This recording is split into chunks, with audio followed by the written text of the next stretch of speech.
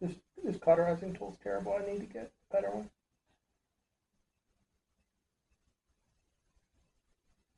What don't you like about that? It doesn't get hot. Doesn't get hot. Yeah.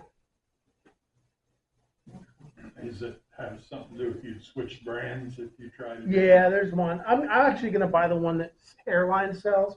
That thing when you press it, that little tip gets bright red. This doesn't. I mean, it gets hot, but it doesn't get that hot.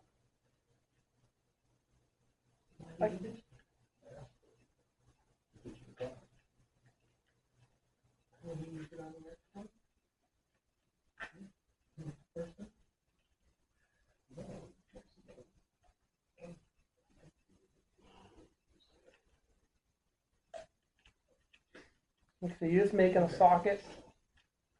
You don't have to go very deep.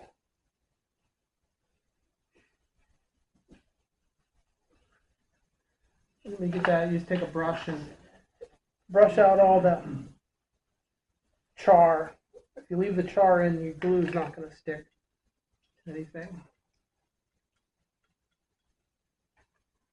And then I just have these. These are 8mm doll eyes. There's tons of eyes you can use.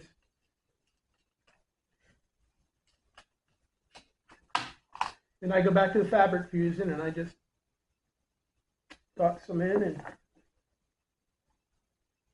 I didn't make my socket big enough. That's okay. Warren, I was just thinking, because you're pretty artistic with all this, you gotta get some eyes with eyelashes. Yeah. You probably have some.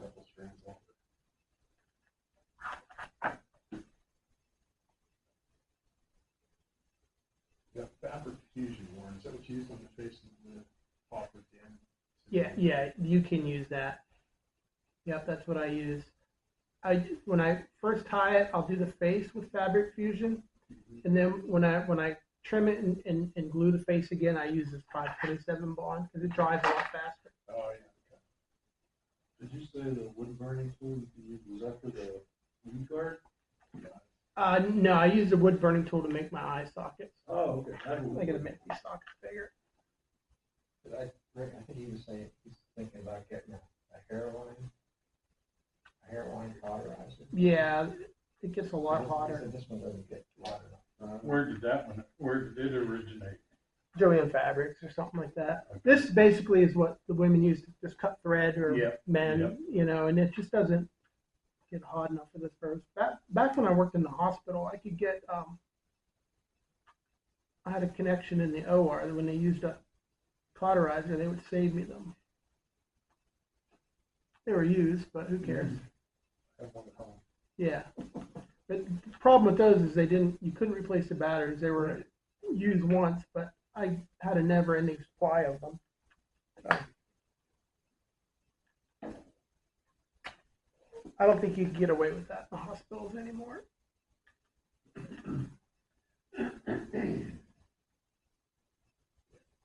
So you put one eye in, and then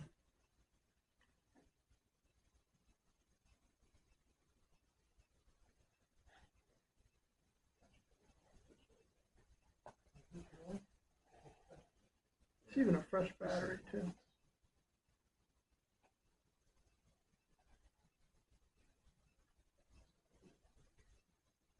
You can use like a gel super glue to do this too, but I tend to get more super glue on my fingers than I do in them.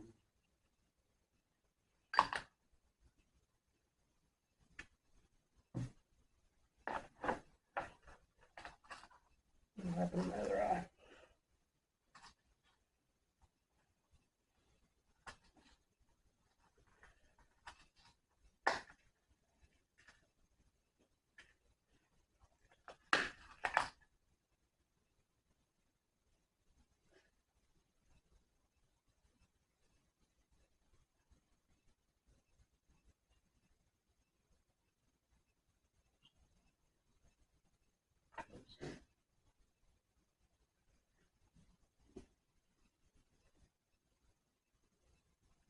That's it. essentially it. You can put rubber legs on if you wanted. I didn't bring any, but Very cool. Yeah, yeah, like I said, they're real easy. Oh, yeah. what an artiste. Real easy. They are. They're not as hard as they look. And If you have a basic, if you get a basic the technique of stacking deer hair, that's the hardest part. You know, the trimming will come, and it helps to have templates and stuff like that. But getting that deer hair right is really the hardest part, and that just takes time to getting used to having that much deer hair in your fingers at one time. Have you ever experimented trimming carpet like a body grooming tool? You know, I've read about guys doing that. I never did. I never tried that. I think it'd be too easy to make a quick mistake with those. Oh, yeah, sure. Yeah. Nice thing about the razor blade is you can take everything off slowly. So, you know, you can always take more off, but you can never add more hair, you know, so go real slow. I went a little faster tonight, but I'm sort of used to that, so. Now, do you have a place like you were saying, you send these in to be scrutinized? Well, when we tied the flies for the FFI fly tying awards, you had to send them in, and you had to send them in to certain individuals and their judges.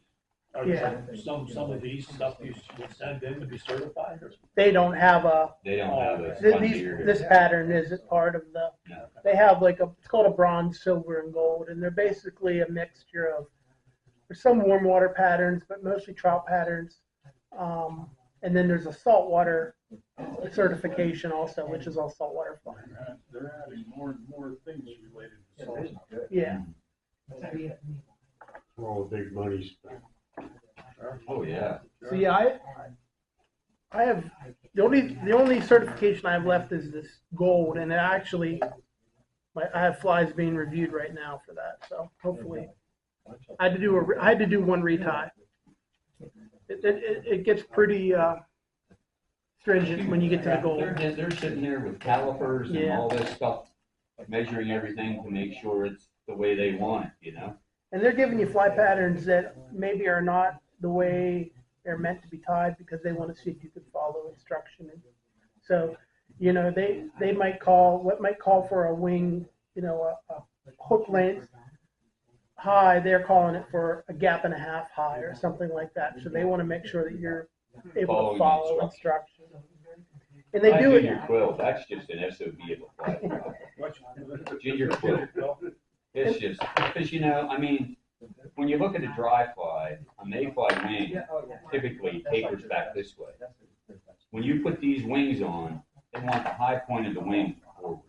It makes no sense. And I've learned the reason why they do that is that it keeps someone from going to a fly shop and buying flies and submitting. Sure. Yeah. So they you know, they're a bitch. That's all I can say. Yeah. They wouldn't think too much of me putting wings on with a Sharpie. No, it's Well, when I sent in my saltwater flies, they rejected every one. Yeah, you was telling me. And the guy called me and I'm like, why? He goes, well, they're tied too heavy. I said, well, how am I supposed to get that from the recipe? So then I retied them all, 100% perfect. Yeah. yeah, and you're also at the level of who's evaluating you and what their Yep. idea of a good fly is. So yeah, it's tough.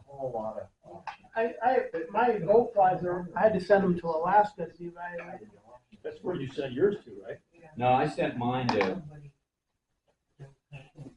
I don't know. I think one of them is Louisiana or saltwater. Saltwater's Louisiana. Yeah, I sent the same guys. And that, what they're